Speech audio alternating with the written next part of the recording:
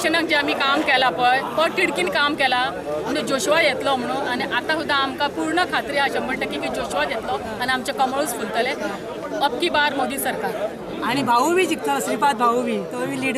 thank you आयलो म्हापशेचो आयलो मांद्रेचो आयलो आणि श्रीपाद भाऊ आमचे लीड आसा 100% जाल्ले आसा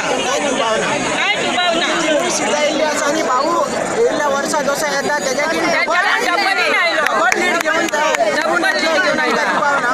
आणि आम्ही आमचो सरकार आमचो